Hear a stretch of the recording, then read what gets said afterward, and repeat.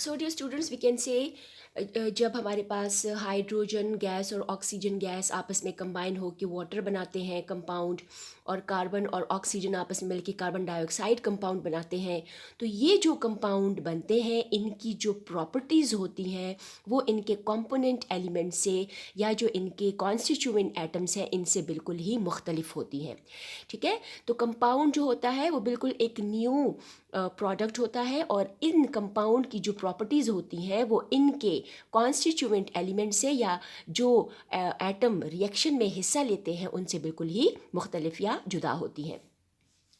Now let's understand what is meant by fixed ratio by मास। ठीक है dear students, मैंने आपके पास यहाँ पर मैंने 2 कंपाउंड्स के फार्मूलाज लिखे हैं। The one is known as the H2O और इसके सामने लिखा है H2O2, right.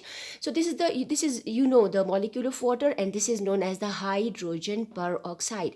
So let's first understand the fixed ratio by mass for water molecule.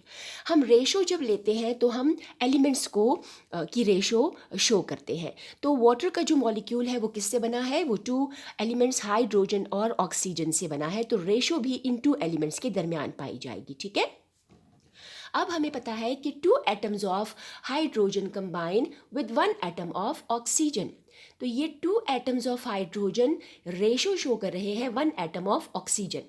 Hydrogen H is the symbol for hydrogen and O is the symbol for oxygen atom. ठीक है, अब जो आपके पास बुक पेज नंबर 67 पे periodic table given है, तो वहाँ से आप देख सकते हैं कि हाइड्रोजन का जो एटॉमिक मास है that is 1 AMU। Atomic mass चूँकि हम बाय मास ले रहे हैं तो हम एटम को इनके एटॉमिक मासेस से रिप्रेजेंट करके भी कैलकुलेट कर लेते हैं कि फिक्स रेशो बाय मास का क्या मतलब है।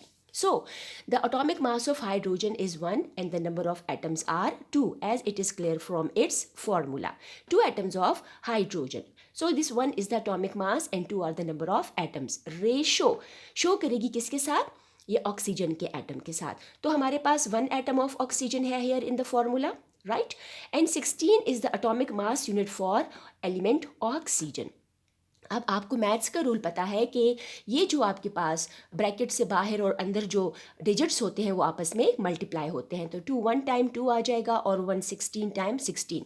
अब इसको हमने सिंप्लीफाई कर लिया है 2 ही के टेबल से, तो 2 1 टाइम 2 और 2 8 टाइम 16। तो जब कभी भी वाटर मॉलिक्यूल की फिक्स रेशो की बात होगी तो ये आपस में हाइड्रोजन और ऑक्सीजन 1:8 में आपस में कंबाइन होंगे और हमारे पास मॉलिक्यूल ऑफ वाटर आ जाएगा।